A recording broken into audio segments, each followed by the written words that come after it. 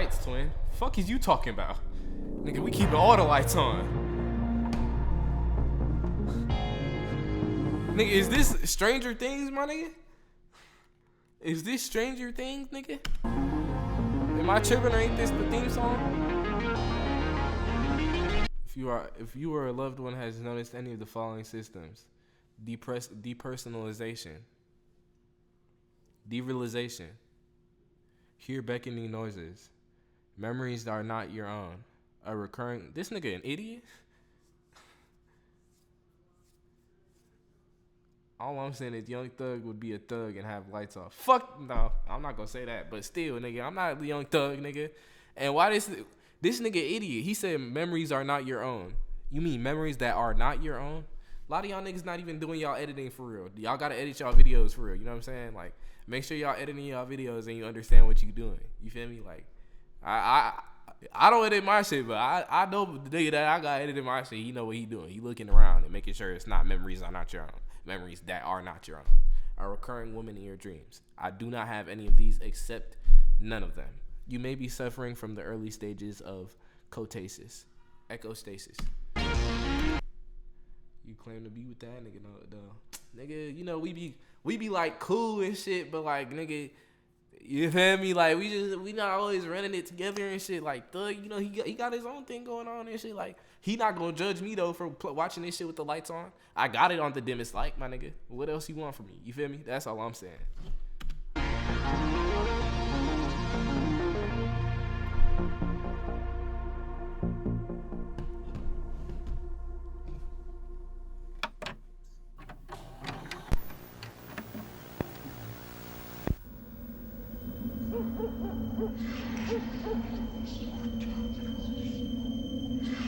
What the is this about? Well, to be honest with you, this isn't really about anything. This is about us.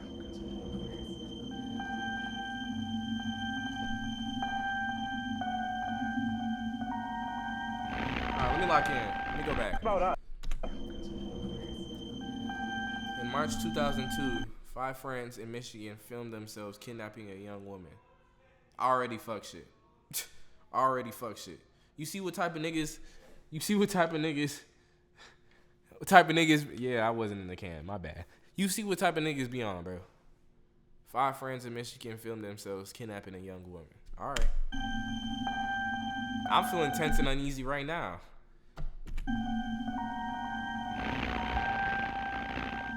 Demon boy.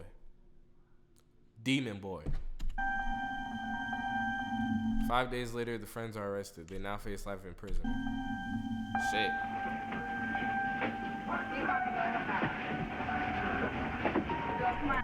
Bro, y'all gotta get y'all kids, bro. Y'all can't just be letting little niggas running around and kidnapping old women, bro.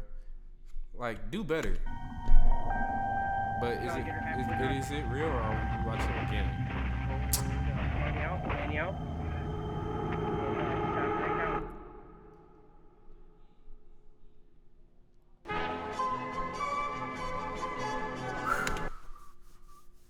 I already be having heartburn and shit. This shit not good for my chest.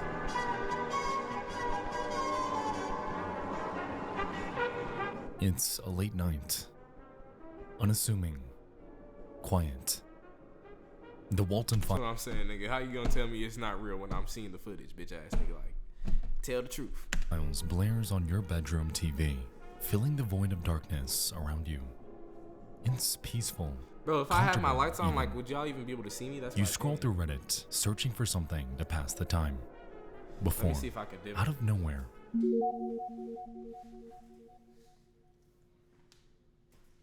a lone post by an Emerald Spring populates your feed. They're searching for something, some sort of lost documentary called The Real Blair Witch. This is the light that I was talking about. There seems to be so little information about this documentary out there and absolutely nowhere to watch it. I recall it being on TV, and there's 1 or 2 references to it out there. It has nothing to do with the Blair Witch Project and is more of a true crime documentary. I'd love to see it again, and it's frustrated me for years now. I ain't gonna lie. First off, this nigga freaked out. I want to see it again. Why you want to see some scary shit, bitch ass nigga? Go watch some real TV, nigga. Go watch basketball or something, or football, or Or just, nigga, live your life, bro. You don't need to be seeing all this haunted shit again, nigga. You watch it once, you watch it once. Never Not again. being able to track it down. It must be out there in some archive somewhere, but I'm guessing its lack of availability kind of makes it lost. At first glance, this seems relatively unassuming. Yet another lost media mystery with hardly a lead to go on. Yet the name, the real Blair Witch, shrouds it in this weird tinge of dread.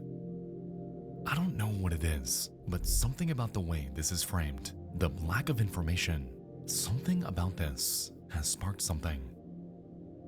Within their post, Emerald Spring provides a link to its IMDb page, revealing that there's hardly anything to go off of.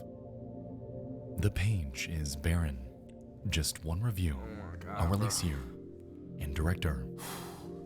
The only tangible bit of info here is the plot summary. A group of teens from Flint, Michigan film themselves kidnapping and terrorizing a new acquaintance before taking her out to the woods and dumping her in a shallow grave. They then taunt their terrified and blindfolded victim, asking if she had any last requests before they cut her throat. But was the kidnap real or just a game? What's revealed is an extraordinary and disturbing record of a night when something went terribly, terribly wrong. First off, Tayshawn, what you got me watching, bro? Is she gonna come back to life, bro? Like, yeah, my heart is dead ass out of its chest right now, nigga. Well, Like, fuck. now you've got my attention.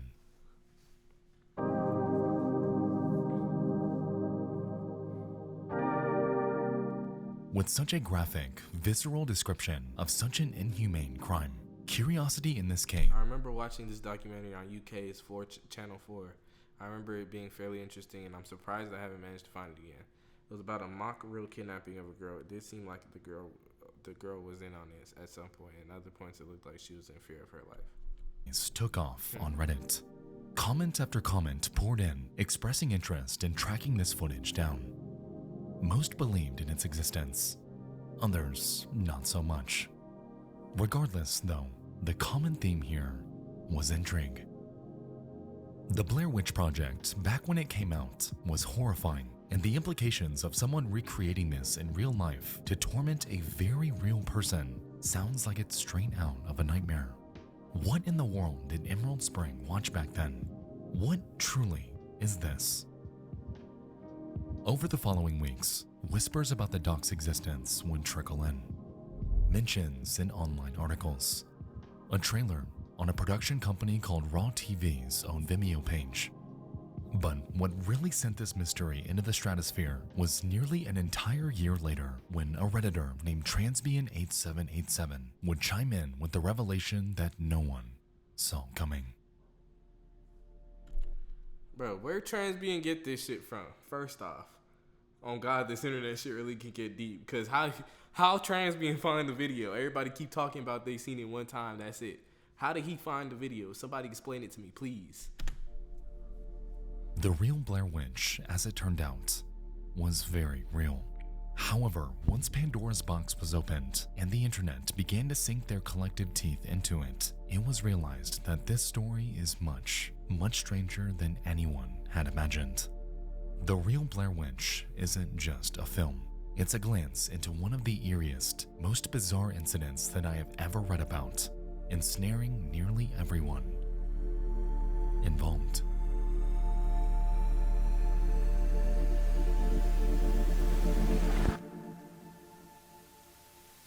Ladies and gentlemen, in the event of an emergency, please walk to the nearest exit. Thank you. I don't got no exit to my crib. I'm finna just go to bed. Lock all my doors again. Actually, I do got an exit. I'm tripping. Fuck is I'm talking about?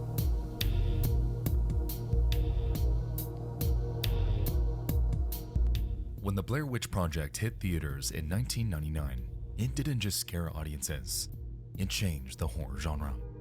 More than just a film, it became a psychological experiment that made people question what was real and what wasn't. The setup was simple. 3 young filmmakers set out to document an old urban legend, only to vanish without a trace. What remained was the footage they left behind. But unlike traditional horror films, this story had no scripted feel, no heart-stopping jump scares, just raw, unfiltered horror.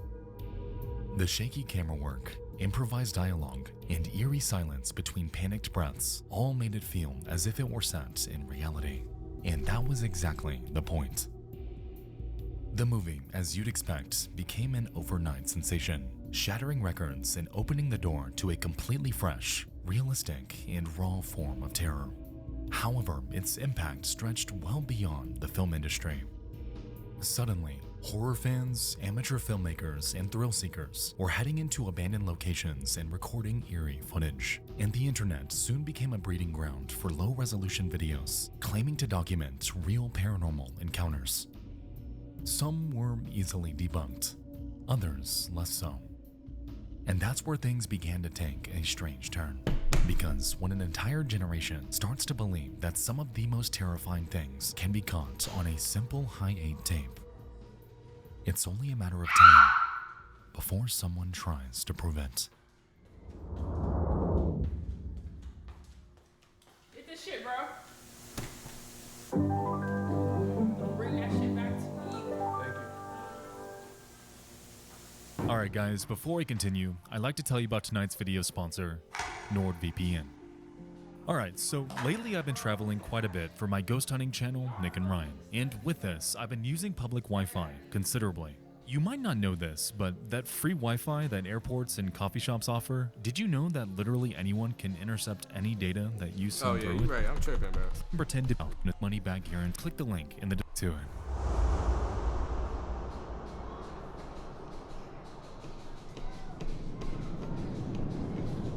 February 2002.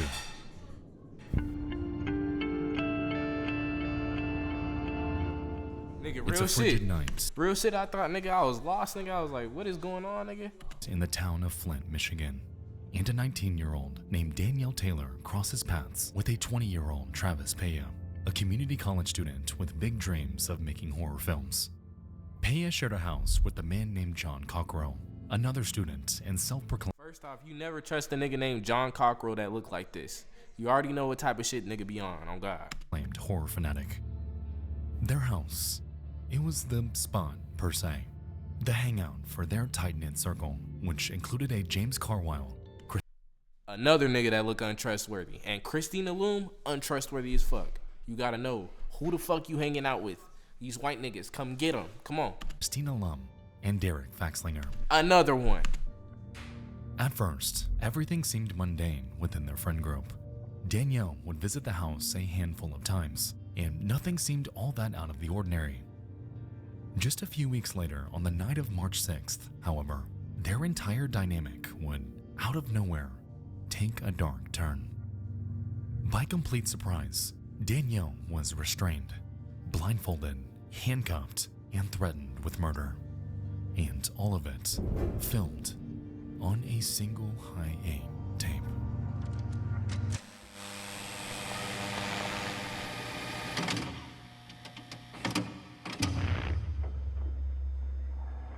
Say hello. Hi. Okay, I have a question for you. The video opens inside a dimly lit house, bathed in the eerie green glow that can only be provided by an old-school night vision camera. Danielle stands front and center, seeming a bit annoyed that she's being filmed. Behind the camera is Travis Peya, his voice steady as he asks her a strange question. What would you say if you knew this was your last day on Earth? Off rip. A nigga asks you that question, you walk out the room. You walk out the room. You ain't never let a nigga tell you what you doing if you knew this was your last day on Earth. Fuck is you talking about? Danielle smirks, brushing off the question with a simple, fuck you. There's a heavy undercurrent of something else, though. Something unspoken. A shadow moves behind her. One of the men steps forward, revealing something in his hands. A blindfold, maybe a gag, and the mood shifts. Travis prompts Danielle again, this time instructing to say ready, set, go. Sensing something is off, she refuses. Someone's behind her. Something is up here. She turns. Yet before she... Why is she still smiling like this shit a joke? This that weird freak. I ain't even gonna say what type of people be on this, but y'all know what I'm finna say. can react, multiple hands grab at her. She barely has time to respond before she's wrestled to the ground. She fights briefly, but it doesn't take long for her to realize she isn't getting away. Whatever this is, it's happening. The scene cuts.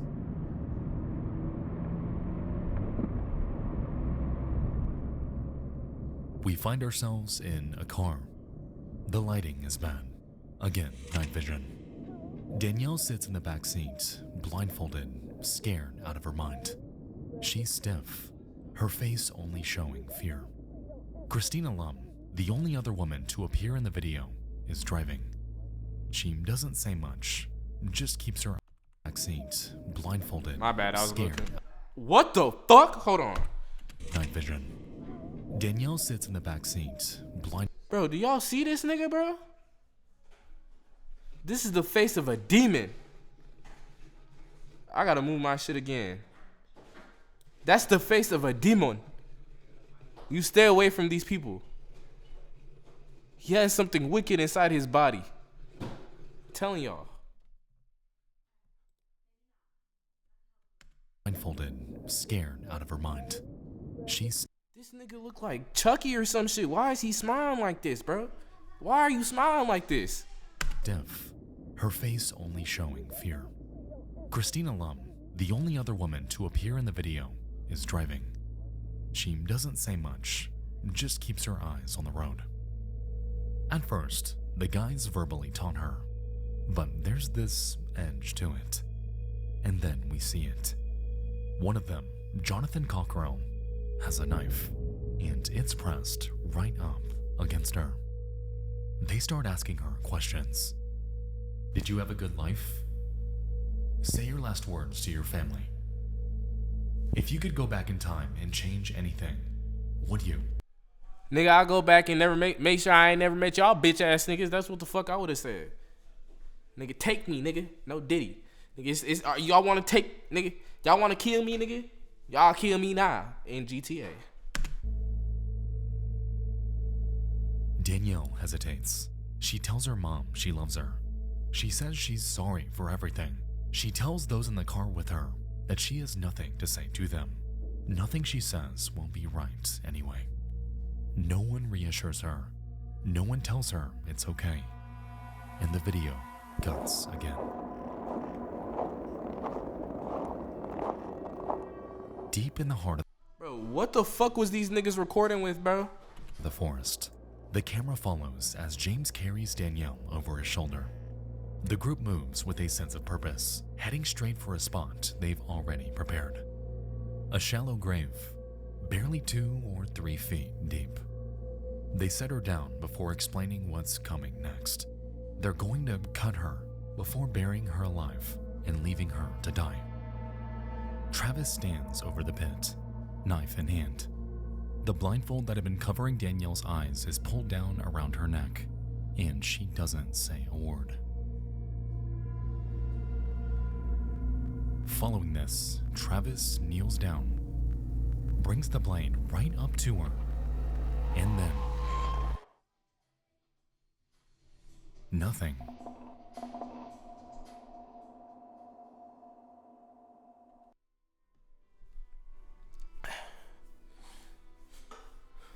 Did he do it? I'm confused. He never actually cuts her. These sherm ass niggas, if you gonna say you gonna do it, nigga, you better do it, nigga. That's what I would've said. He mimes the act of slashing Danielle's throat before she goes completely limp and pretends to be dead. Congratulations, you're dead. Welcome to the afterlife. Just like that, the entire mood shifts. The group starts laughing, giving each other pats on the back over what they had just done. One by one, they turn to the camera, introducing themselves explaining their roles in this so-called film. They even take bows, grinning the entire time. Danielle Taylor, as it turned out, wouldn't die that night. Contrary to the knife being held to her throat, contrary to her being tied up against her will, contrary to her being thrown haphazardly into a massive hole in the ground, this was nothing but a stunt, a prank for a movie. Funny, right?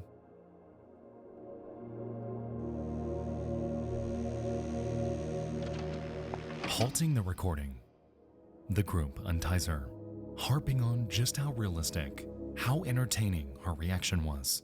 Surely, this will seem visceral enough to make it to film.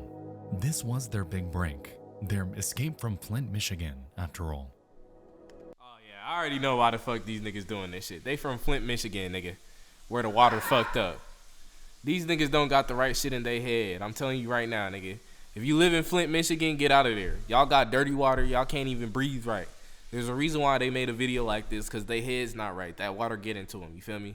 All right, once this nigga said that, I already know what. Man, these niggas just throwing a little prank because this the type of shit that they think cool in their head. For Danielle, though, she was far from fine. Just a few minutes before, she thought she was dying. She had nothing to laugh about here because the entire joke was solely on her. I can't remember his name. Danielle.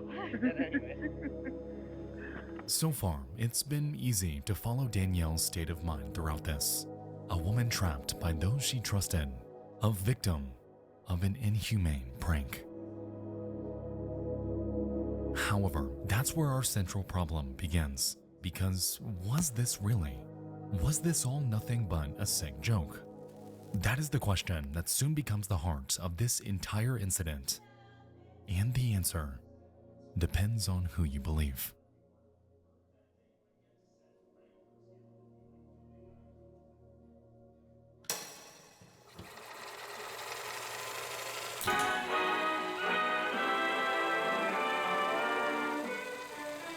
It looks like an ordinary day in the USA, but in the city of Flint, Michigan, all is excitement. Even the small fry are buzzing. Hey, how long the water been fucked up in Flint, Michigan? That's a real question. We're gonna look this up after this. And the older boys and girls are let out of school. Oh, this is a day. The whole town's a bustle. Yes, sirree, there's going to be a parade, too. And what's a parade without festive bunting and gala decorations? The city of Flint, Michigan is undoubtedly one of desolation. It's a place once bustling, lively, full of opportunity. Yet today, it stands as nothing but a shell of what it once was. When the automotive industry backed away, it left a void of broken dreams. And dirty water. Families with shattered aspirations. It's depressing that something like this can actually happen to those who had no hand in the matter at all. Like we established, the Blair Witch Project shattered the world. Some shit. Some horror shit, nigga. Sending audiences into a frenzy and inspiring loads of those with nothing but a camera to create something horrifying of their very own. The entire group maintains that they all had hopes, dreams to get out of Flint and to make something of themselves. And while they could have chosen a myriad of ways to do that, the film industry, for once in its near century-long history, felt like something attainable, a vehicle to a completely new life.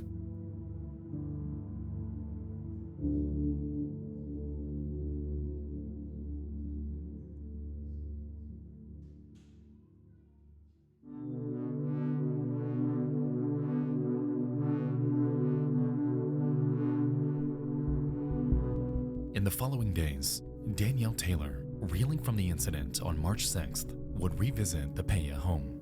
It was done on invitation, a night for all of them to rewatch their masterpiece. Yet for Danielle, she had other plans. If you scream and you fight, we put a gag in your mouth and throw you in the trunk.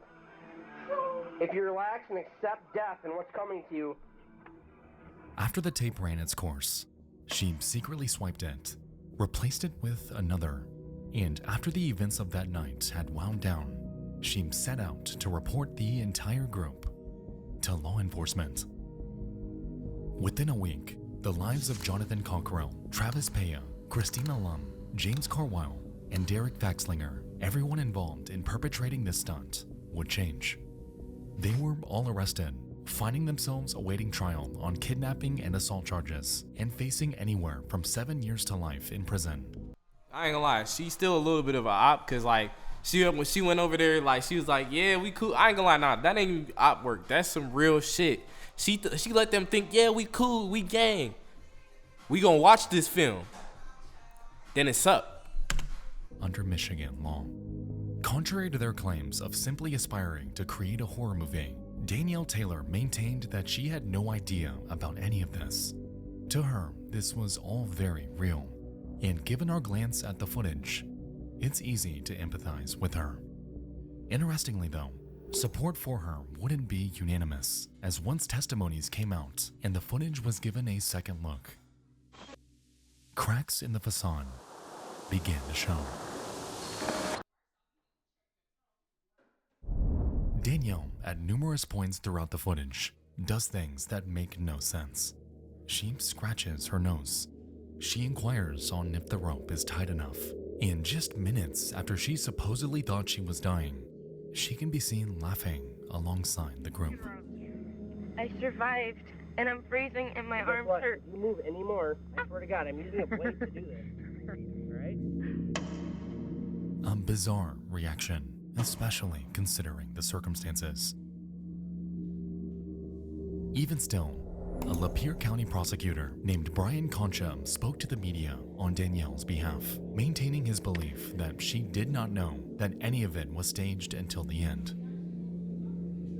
The prank was intended by the participants, but the last party, the victim, was not in. What you say? What you mean? On it.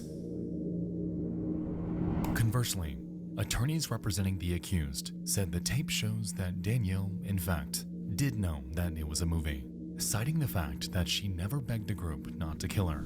I ain't gonna lie, these niggas got some good lawyers. They got that Aiden Ross type of pool. I ain't gonna cap. Appeared to smile after the gig was up, and had not once told them to stop. She pretends to play dead for about a minute, one said. If she truly thought she was going to be buried alive, she would have struggled. As we can see, all we have here is a he said, she said situation. No one here ever knew the answer on if she were acting in this stunt. Not the prosecutors, not their lawyers, no one but Danielle Taylor. Can you hear this? Nah, I'm locked in. Alright.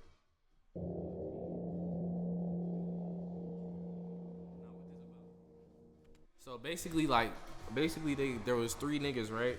And they kidnapped, or 4 people. It was like, they was all a group of friends, woo-de-woo, right? And then they kidnapped her on some prank shit. Give me one more time. So it was 4 people? 4 people. 5 people, really. Okay. 2 females, 3 Negroes, or not Negroes, white folk. You feel me? Okay. Flint, Michigan, mind you.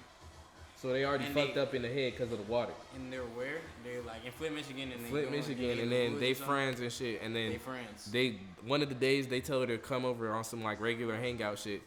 They kidnap her, nigga, take her to the woods. They talking about if you talk, we gonna slit your throat, all this other shit. And then all of a sudden, nigga, at the end of the video, they say it's a prank, but like she didn't know like it was a prank or something. So she took it to court.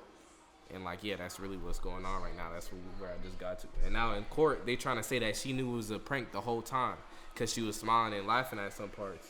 But like, you know, when people be freaked out and shit, sometimes that shit be happening. Yeah. Like she at the end, she was like she probably was trying to play it cool the whole time. But I'm saying they lawyers good because they probably were like they talking to her like crazy. Like nigga, they was like a nigga had a knife to her neck. She wasn't crying. Bro, she was literally like this, like she's like, oh no. Like, you feel me? Like, was he crying though? Like, nah, she ain't cry, but you right. Lie, Cause if she ain't cry though, bro, I ain't gonna lie. They was probably at the lunch table before with game, nigga, whatever, and they like, bro, I ain't gonna lie. Let's do a prank. We gonna kidnap your dumb ass. And then look, she was like, Nah, these niggas thought they was cool, nigga. I'm finna jail, nigga. All these niggas. Everybody going to jail.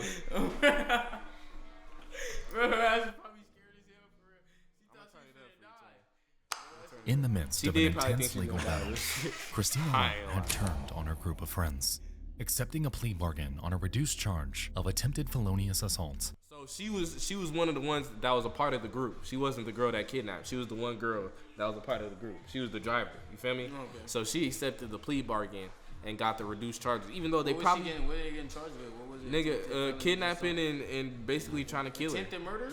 No. Damn near it could have been. I don't know. Because they said it's and a prank. received a suspended 6-month sentence pending the completion of probation.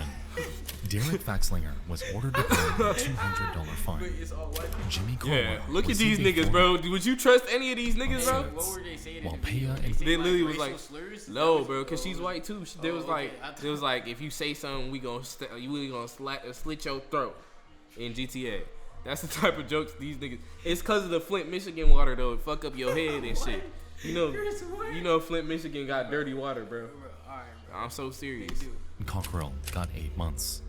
All suspended sentences following the completion of probation. These niggas ain't got no time. All of them inevitably served their time and got out. Yeah, they green light. However, in the end, another affliction entirely would befall them.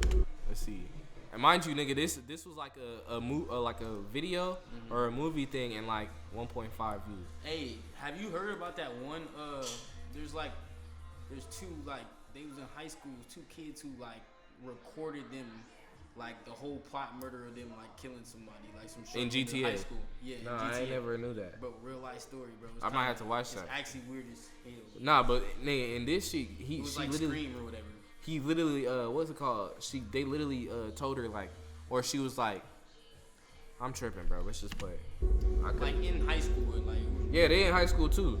No, I mean they was recording her. Yeah, like they crazy though. They, like, oh, whoa. That's what I'm saying. This was bro. like planned for years. No, they were we're gonna vlog the whole. So they're vlogging them talking about it. They vlog her and they bring the camera up to her at her locker and they're like, "Yo, shorty, da da da." And she's like, "Hi guys, da da da."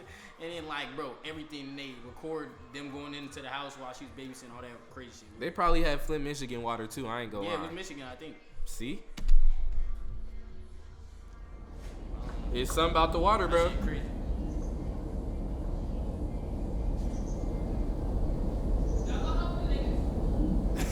I ain't gonna lie, we might have to put some foundation. Start a Flint, Michigan foundation. GoFundMe for $5 a day. We can save Flint, Michigan. I think people really, we gotta really. There's really niggas out here with dirty water for real. Nah, this real, like for real. Real shit though. No, it's really not. Like this shit real, but that shit funny as hell. Formerly age 24. Travis Paya, the group's ringleader, passed away on Tuesday, April 18th, 2006. Derek Faxlinger passed away on Monday, February 12th, 2007. This the group. And Jonathan Cockrell lost his life on Wednesday, February 19th of 2014. All of them were less than 35 years old. Wait, like they like. It's the group. They just saying they passed out. We gotta keep. Almost like the whole gang died. No, all three of like the nigga gang. 3 of the 4 men involved in the real Blair Witch incident had died before their lives could even get off the ground. Dang. And any information surrounding them, barren. All that seemed to exist was hearsay, notably on the website My Death Space, in which Travis Paya's cause of death was speculated to have been caused by drug use.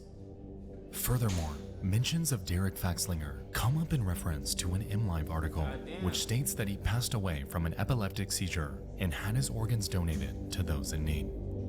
Even still, though, nothing definitive on whether this came from the fallout of the real Blair Witch ever came this up. the video. Onlookers then You see that nigga were face? just as conflicted, just as confused as all of us today. I need to go to the doctors. Get a checkup. For what? Niggas be dying young, nigga. Bro, it's cause of that. You know why they died, nigga. It's Why not they cause of that, bro. The witch? Yes, bro. The She demon? probably. I knew it was a demon. a demon. I ain't gonna lie. When they say real witch, I'm like, nigga, I'm finna think I'm finna see some shit coming out my screen, nigga. I had the lights on, nigga. I was scared, nigga. This a real person, nigga. Hold on. The real Blair Witch saga. A lost media legend turned criminal battle. A group that of resulted in YNs. the loss White of YNs. However, an entire year after the original Reddit post was made, a user named Beef Brothel emerged out of seemingly nowhere, shedding light. Mind you, this whole thing was found on, because remember I was saying it was on in the UK. It was just a thing that was like seen like on Channel 4, but then it disappeared. What? That movie. You feel what I'm saying? It disappeared. But now, what's it called? They found it on, somebody on Reddit was like, has anybody else ever seen this? I've been looking for it. And then now, like, somebody posted it, and then this is just a random person that popped up after this shit happened. On the deaths of their supposed friends. Derek, John, and Trav have all passed away. Derek had a seizure in the shower and sadly passed from that. His organs were donated and saved quite a few people. He was an extremely kind person. He had a terrible tooth infection, and I'm not sure if that was the cause, but it was a contributing factor in his death. John was depressed. I can't deny that. His mother died, and they were quite close. Bro, she killed these niggas, bro. She talking about Travis had a terrible. Why is she explaining all this? Partying ramped up during the period after her passing. Another friend was with him that night. They were celebrating his new apartment, and it was simply an accidental overdose. He was one of my best friends, and I'm still angry at him for being so careless, especially because things were moving in such a positive direction for him. None of their deaths were because of the pressure of the case. Jim and I still talk occasionally, but he moved to another state and lives a private life. He's a good man, and I think he was affected the most by this situation. The girl apologized to them after the fact and insisted that she never wanted any of this to happen. She was known to our graduating class as a notorious exaggerator before any of this ever happened, so there's that. Plus, she was young and was being told by a lot of authority figures that she had to go along with this prosecution. She claimed after the fact that she believed taking the video from the house would prove that it was just a joke and everyone would just get off the hook. She didn't realize that John was pausing the recording between shots. Part of me thinks she initially enjoyed the initial attention, but it spiraled way out of control.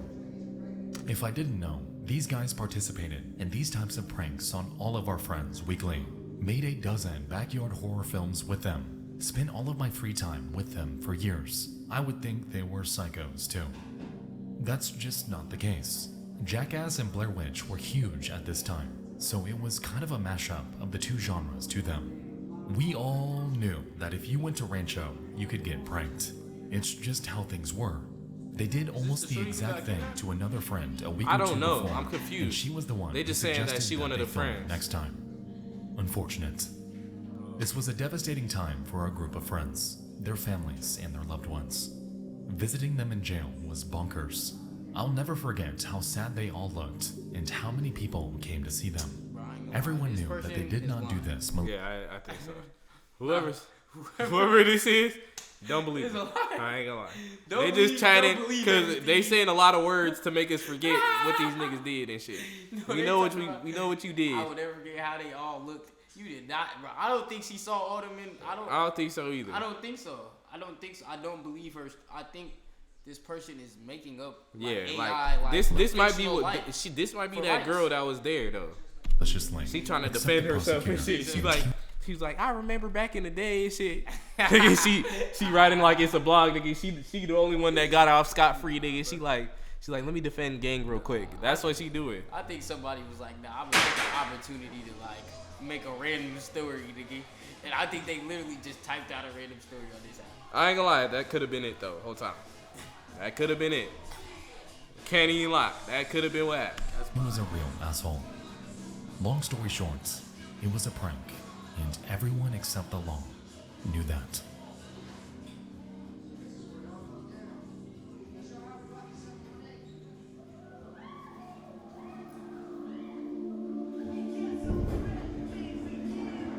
Say hello. Hi. Okay, I have a question for you. You just said hi. But if you had one thing to say, if this was your last day on Earth, what would it be?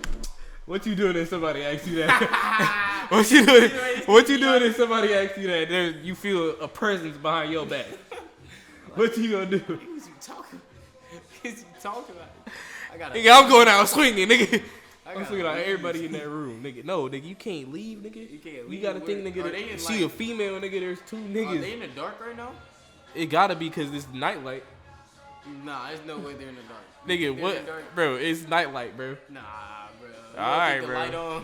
I don't know, bro. Look at her eyes, nigga. That don't look like too much light. It look like light coming out the camera. The Blair Witch incident is a bizarre, unsettling chapter in the history of lost media.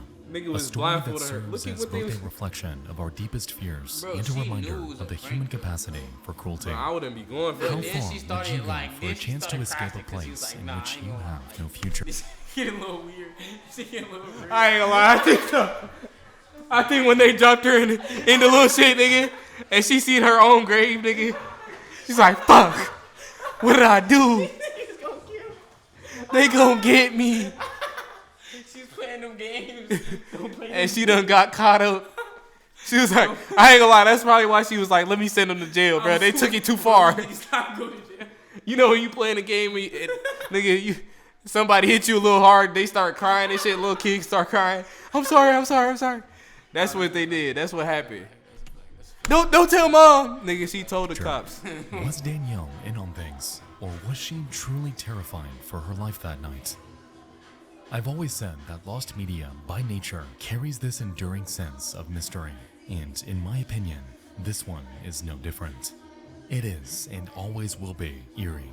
A look into the lives of intensely conflicted individuals. But if there's one thing to take away from all of this, it's that we may likely never, ever get our hands on the full original tape in its entirety.